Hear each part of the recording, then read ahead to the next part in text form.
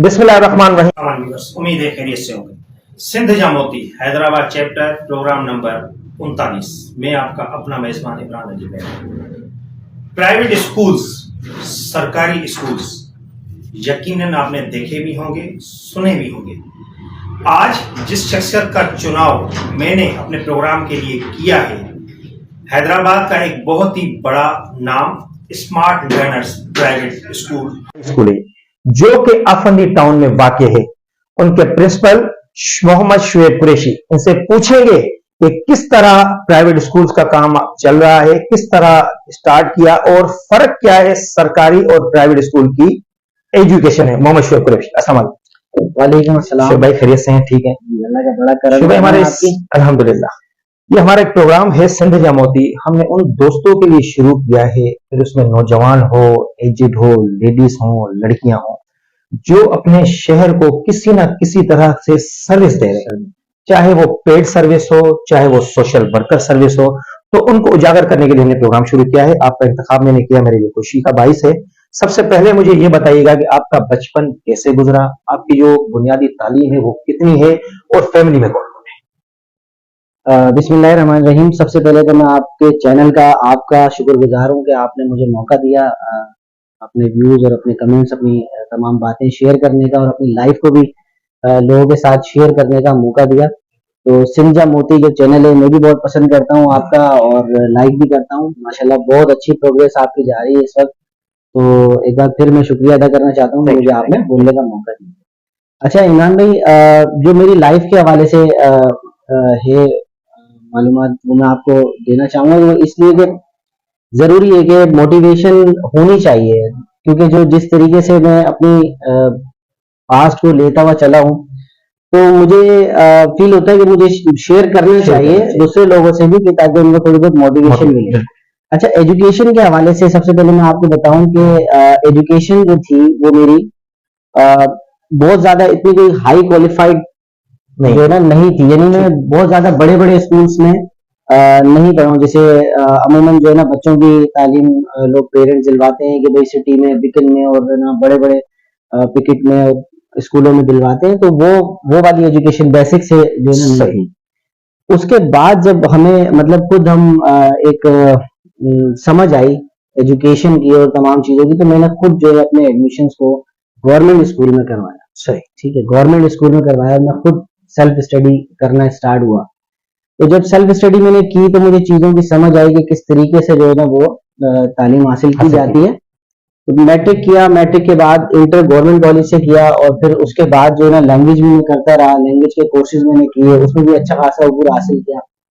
और फिर मैंने बीकॉम और इसके अलावा जो बीए भी किया। बीए के बाद मैंने एमए इंग्लिश किया, उसके साथ साथ मैंने बीएड किया। जबरदस्त। और प्रैक्टिस चलती रही मेरी टीचिंग के अंदर भी। तमाम कुछ ऐसे स्कूल भी थे जिनके अंदर मैंने जॉब की, और वहां से भी एक्सपीरियंस मुझे बहुत ज्यादा मिला, और किस तरीके से स्कूल चलाया जाता है, मैनेजमेंट की जाती है। तो तमाम फील्ड्स के अंदर आहिस्ता आहिस्ता मैंने अबूर हासिल किया, और फिर उसको यूटिलाइज किया एक स्कूल की शक्ल में, जो कि आपके सामने ही smart learners high school Afandi में, अफंदी टाउन हैदराबाद में जो मौजूद है। अल्हम्दुलिल्लाह I am the principle of that school. So it is very that motivated for all the people who are interested to open the school. तो मेरे लिए जो है ना ये बहुत बड़ी अचीवमेंट थी कि 2015 के अंदर जब मैंने ये स्कूल को रन किया और चलाया, तो उसका रिजल्ट मुझे बहुत अच्छा मिला। और अल्हम्दुलिल्लाह यहाँ से जो स्टूडेंट्स निकल कर जाते हैं वो उनकी तारीफ होती है। अल्हम्दुलिल्लाह यहाँ से जो स्टूडेंट्स 5 क्लास भी पास आउट करके गए, तो उनको बड़े स्कूल्स में एडमिशंस मिले हैं। तो ये तमाम जो मालूमात हैं। अच्छा, बचपन जो है जाहिर ये गरीबी में गुजरा, मिडिल क्लास की तरह गुजरा या अपर क्लास की तरह गुजरा, और फैमिली में कौन कौन इनके बारे में? जी जी बिल्कुल। अच्छा, फैमिली में हमारी जो है वो मेरे 3 भाई हैं, जिसमें से एक मेरे बड़े भाई सोहेल, और उनके बाद मैं हूँ, और उसके बाद मेरे एक छोटे भाई हैं शाहजेब, और 2 हमारी बड़ी बहनें हैं जो कि शादीशुदा हैं माशाल्लाह। माशाल्लाह 5 बहन भाई। क्या समझते हैं इन 5 में घर का लाडला कौन?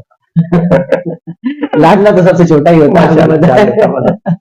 सबसे छोटा ही लाडला होता है, लेकिन ये है कि हमारे माँ बाप ने सबको एक वो लिखा दिया। और अच्छा, बाबा क्या करते हैं, थोड़ा उसके बारे में भी बताइएगा। जाहिर ये बाबा हमारे जो है ना गोश्त का काम करते हैं, बूचर है, माशाल्लाह। और तालीम के लिए हमारे लिए काफी कोशा रहे हैं जबरदस्त कि अच्छी तालीम मिले। और शौक भी था उनको खुद भी कि मैं अपने बच्चों को तालीम दूं, और मेरी बहनें जो हैं बड़ी, वो सेंट बोनावेंचर से पढ़ी और अच्छी तालीम हासिल की, विदाउट ट्यूशन उनके जो है ना A1 ग्रेड्स आए। तो बहुत अच्छा जो है मतलब एजुकेशन आपके मतलब सारे खानदान में बचपन से एक रही है। बिल्कुल बेहतरीन, अच्छी बात रही है। और कोशिश थी कि भले कैसे भी हालात हों, उनके अंदर हम जो है ना एजुकेशन जो है ना वो तो समझते हैं कि ऐसे बुरे हालात भी आए कि एजुकेशन में कुछ प्रॉब्लम्स आई या नहीं? बिल्कुल बिल्कुल आई, बिल्कुल आई। 2014 के अंदर जब मेरे वालिद को ब्लड कैंसर हुआ, तो उसमें फाइनेंशियली हम बहुत डाउन हो गए थे। तो एजुकेशन को कंटिन्यू करना और उसके अखराजात को उठाना, ये मेरे लिए बड़ा मुश्किल था, बहुत ज्यादा मुश्किल था। और इवन के स्कूल को भी जब मैंने रन किया, तो कुछ मुझे जो है ना उधार भी लेना पड़ा दोस्तों से, रिश्तेदारों से, खास करके मेरी जो बड़ी बहन है उनसे। तो उन्होंने काफी मुझे सपोर्ट किया, बहुत सपोर्ट किया, और जिनकी बदौलत में आज अल्हम्दुलिल्लाह इस सीट पर हूँ और स्कूल रन कर रहा हूँ। तो एक बहुत इनकरेजेबल है मेरे लिए, तमाम दोस्तों के लिए। मुझे जो देखते हैं लोग, वो वाकई तारीफ करते हैं कि यार जिस तरीके से मैं उस हालात से लड़ा हूँ और चलकर आया हूँ, तो बहुत उस हालात को देख के ना एक मोटिवेशन। जैसे भाई आपकी अपनी शादी एक है, दो है, बच्चे कितने हैं, जरा इनके बारे में बताइए। अच्छा, मेरी शादी एक ही है और 2019 में हुई थी, और मेरे बच्चे माशाल्लाह 3 हैं, तीनों बेटियां हैं माशाल्लाह। हाँ जी, और खुश हैं अल्हम्दुलिल्लाह। अब आ जाते हैं जरा स्कूल की साइड्स पे। प्राइवेट स्कूल और सरकारी स्कूल, इनकी एजुकेशन में आप कितना फर्क देखते हैं? अच्छा, प्राइवेट स्कूल्स और गवर्नमेंट स्कूल्स के अंदर ये है कि एजुकेशन में थोड़ा फर्क है। वो उसका रीजन ये है कि आपको पता है कि कुछ प्राइवेट स्कूल्स के अंदर तवज्जो नहीं दी जाती, जिसकी वजह से पेरेंट्स के जो है ना वो प्राइवेट स्कूल्स की तरफ आते हैं। सरकारी स्कूल में तवज्जो नहीं दी जाती, सरकारी स्कूल में तवज्जो नहीं दी जाती, इसकी वजह से पेरेंट प्राइवेट की तरफ जाते हैं। उसका रीजन ये है कि वहां जो है ना वो गवर्नमेंट उनको सैलरी पे कर रही होती है, लेकिन क्या होता है कि गवर्नमेंट के जो मुलाजमीन हैं, जो टीचर्स हैं, वो उस तरीके से ड्यूटी अपनी जो है ना नहीं देते। ठीक है, ड्यूटी अगर वो सही तरीके से सर अंजाम दें, तो शायद प्राइवेट स्कूल्स जो है वो इतनी तादाद में ना हो, इतनी क्वांटिटी के अंदर जो है ना वो इस शहर में या तमाम पूरे मुल्क के अंदर ना हो। सुबह अगर रेशियो हम निकालें, तो प्राइवेट स्कूल और सरकारी स्कूल में क्या समझते हैं, स्टूडेंट्स का रेशियो कितना कह सकते हैं आप? 30-70 कह सकते हैं, 50-50% कह सकते हैं, कितना कह सकते हैं?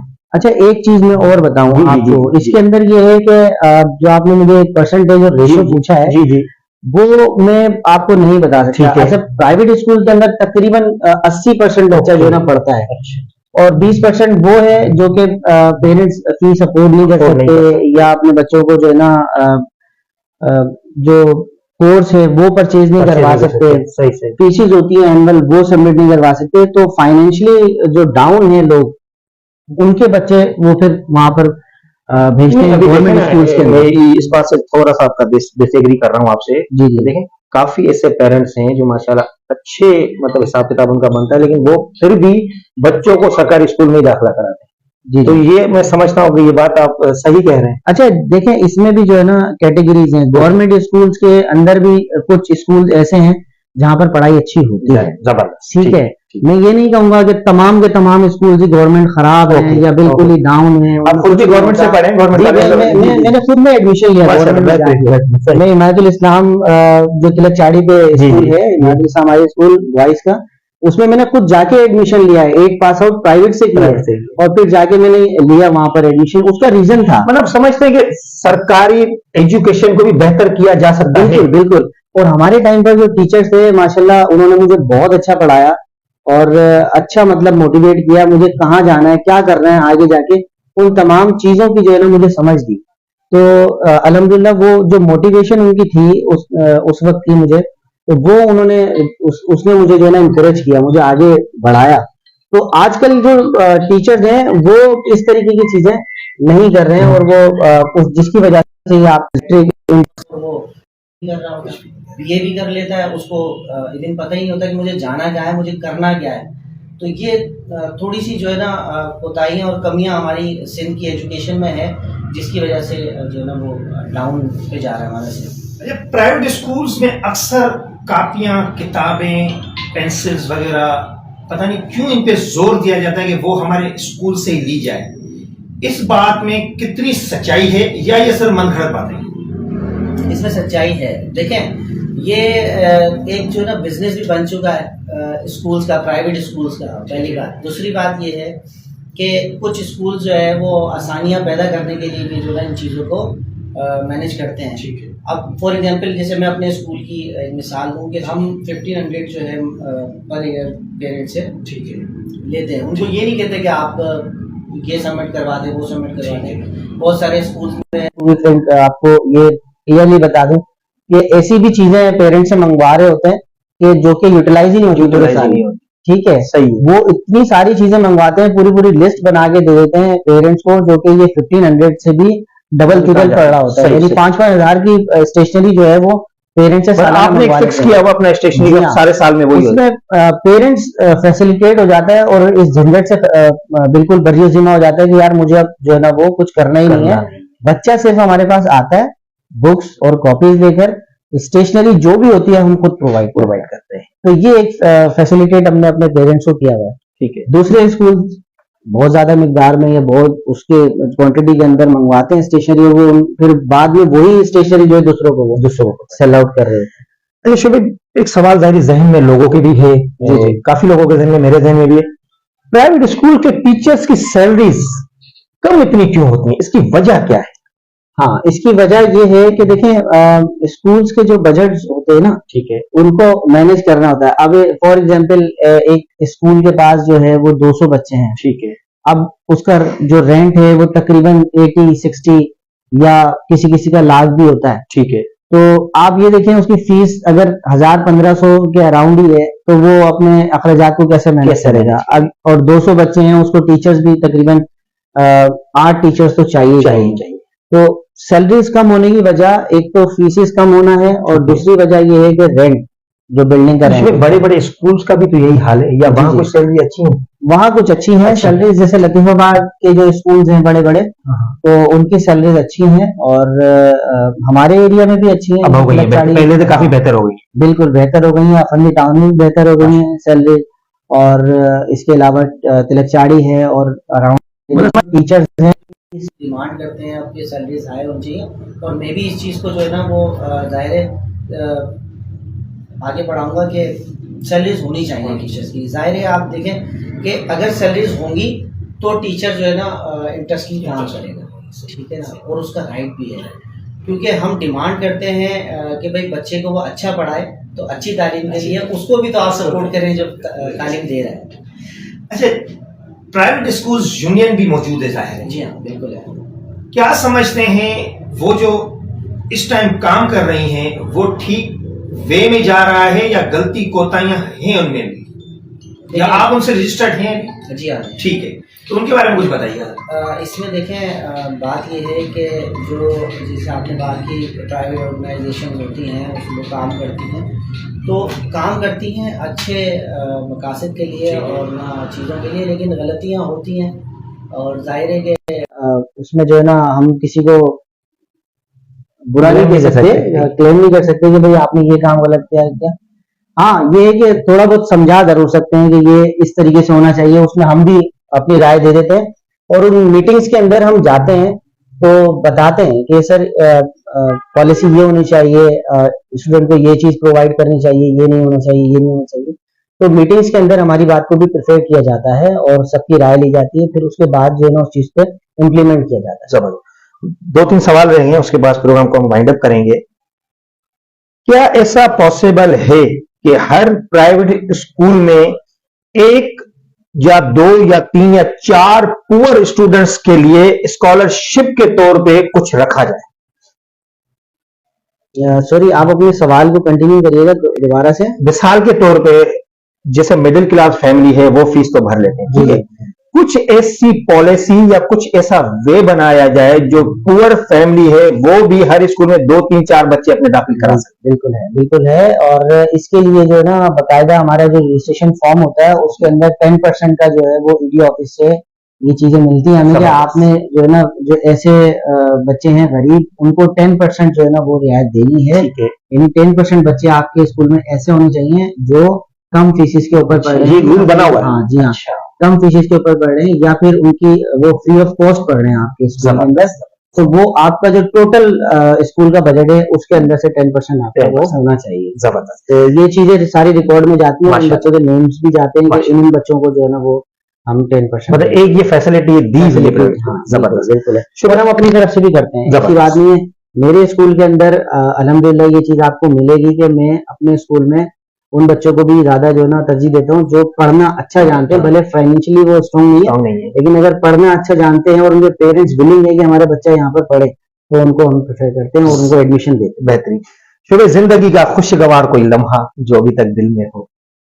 मेरी सेंचुरी। क्रिकेट खेलते हो, क्रिकेट के बारे में बताइए, उसका शौक कब से है, कब से खेल रहे हैं? बिल्कुल, मैं जो है ना तकरीबन 2001 से या 2 से हार्ड बॉल पे क्रिकेट खेल रहा हूँ और अल्हम्दुलिल्लाह इतना अरसा क्रिकेट को खेलते हो गया तो बहुत ज्यादा शौक भी है क्रिकेट का।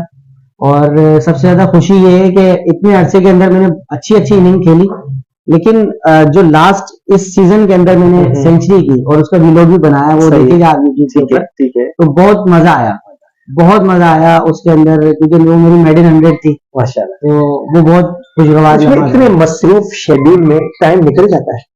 हाँ बिल्कुल, संडे को निकालना पड़ता है। संडे को क्या कहते हैं नौजवानों को कि हेल्थी एक्टिविटीज होनी चाहिए इतनी मसरूफियत के बावजूद? बिल्कुल होनी चाहिए, भले आप क्रिकेट ना खेलें लेकिन ये है कि अपनी एक्सरसाइज करें, अपनी बॉडी को मेंटेन रखें, क्योंकि ये बहुत ज्यादा आपको जो बीमारियां हम बैठ के अपने अंदर पैदा कर लेते हैं, फास्ट फूड खा रहे होते हैं, इधर उधर जा रहे होते हैं लेकिन अपनी हेल्थ पर तवज्जो नहीं दे रहे होते, तो उसके लिए बहुत जरूरी है कि आप अपने आप को फिट रखें, एक्सरसाइज करें। और जो है ना यंगस्टर खास तौर पर जो मोबाइल वगैरह यूज करते हैं और फिर जो है ना कहीं एक्सरसाइज के लिए नहीं जाते, तो एक शॉर्ट टाइम अपनी जिंदगी का जो है ना वो बना लें, कोई भी एक 24 घंटे में से कोई भी टाइम बनाएं और उसके अंदर आप अपनी एक्सरसाइज करें, वॉक करें या क्लब जाएं या क्रिकेट खेलें या कुछ भी, दिन में एक बार जरूर जो है ना एक्सरसाइज।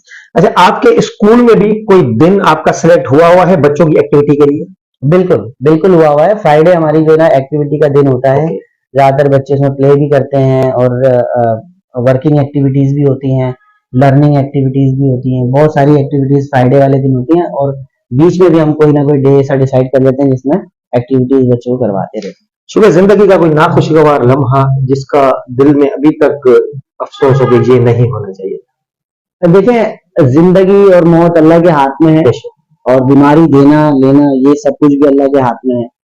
नाखुशगवार वाकया बस यही था कि कुछ दोस्तों में ना इत्तेफाकियां भी हो जाती हैं और सबसे बुरा वक्त जो मेरी जिंदगी में गुजरा, जैसे मैंने आपको बताया कि मेरे वालिद को जो ब्लड कैंसर हुआ था, वो वक्त बहुत मुश्किल था हमारे लिए। उसमें किसी ने मुझे कहा कि जो अच्छे लोग होंगे यानी तुम्हारे जो करीब होंगे वो इस वक्त में तुम्हारा साथ देंगे और जो बुरे होंगे वो तुम्हारे सामने आ जाएंगे। तो अल्हम्दुलिल्लाह वैसा ही हुआ और उस शख्स की बात मुझे आज तक याद है और वो बुरे लोग भी मेरे सामने आए और अच्छे लोग भी सामने आए। आप यकीन नहीं करेंगे कि ऐसे ऐसे लोग भी मेरे सामने आए जिनसे मेरा ताल्लुक नहीं था, लेकिन उन्होंने उस वक्त में मेरी बहुत हेल्प की। और मैं एक अननोन शहर के अंदर था, बिल्कुल अकेला अपने वालिद को लेकर और उनके साथ था। फैमिली तो सपोर्ट करती है, आपको पता है, लेकिन बाहर के लोग जब सपोर्ट करते हैं तो आपका दिल अंदर से काफी वो होता है कि अल्लाह पाक ने मुझे इस चीज को भी दिखाया कि दुनिया क्या है। तो कुछ ऐसे मामलात भी होते हैं इंसान के साथ कि जिनको वो अपनी एक नसीहत के लिए भी याद करता है। आखिरी सवाल, क्या इन फ्यूचर स्मार्ट लर्नर की कुछ और ब्रांचेस खोलने का ज़हन है या फिलहाल इसी पे रिलाई कर रहे हैं? नहीं, इंशाल्लाह हम कोशिश कर रहे हैं कि अपनी जो गर्ल्स एंड बॉयज की जो ब्रांच है उसको अलग करें, पखंडी टाउन में करें। और इसके अलावा दूसरे जो ब्रांच आप जैसा आप खोलने का कह रहे हैं, तो दूसरे इलाके को भी हम सर्च कर रहे हैं। एक इलाका है हमारी नजर में, उसको हम सर्च कर रहे हैं, उसके एनवायरनमेंट को देख रहे हैं और इंशाल्लाह बहुत जल्द आपको एक और ब्रांच जो है स्मार्ट लर्नर्स की मिलेगी। बहुत शुक्रिया। हम कोशिश करेंगे कि शुएब भाई के साथ स्कूल का थोड़ा सा विजिट कर लें कि किस तरह उनका स्कूल बना हुआ है। आइए शुएब भाई दिखाइएगा। ये है इनकी मेन ऑफिस है, आप देख रहे होंगे, बिल्कुल अच्छी सी बनी हुई है ऑफिस, बेहतरीन तरीके से। चलें शुएब भाई, क्लासेस कुछ हमें। जी जी बिल्कुल बिल्कुल, जरूर आ जाएं आप। ये सही है इनकी क्लासेस, माशाल्लाह बेहतरीन। अस्सलाम वालेकुम दोस्त, ठीक है। अभी छुट्टी हो चुकी है, हाँ, तो मेरे बच्चे ऑफ है, बिल्कुल ही ऑफ है। ठीक है, तो ये क्लासेस वगैरह ठीक है, सारा ठीक है। अंधेरा हो रहा है यहाँ पर थोड़ा सा, सही है, कोई बात नहीं। खोल लेते हैं। क्या हाल है शाहजेब, खैरियत से हो? जी जी, अस्सलाम वालेकुम शाहजेब भाई, ये हमारे शुएब भाई के छोटे भाई हैं शाहजेब। कैसे हैं शाहजेब, ठीक हो? कैसा चल रहा है भाई? खैरियत है? अल्हम्दुलिल्लाह, थैंक यू, अल्लाह का माशाल्लाह पूरा स्टाफ बैठा हुआ है। वो हमारा जो एंट्री एरिया है वो है जी, जी। मेन गेट का, माशाल्लाह, वहाँ पर main आपने ऑफिस देखा था, जबरदस्त, ये बन गया। ये office है। बाकी जो फ्लोर्स हैं सारे ऊपर हैं हमारे। ठीक है, अस्सलाम वालेकुम। ठीक। अच्छा अच्छा अच्छा, कैसा गया?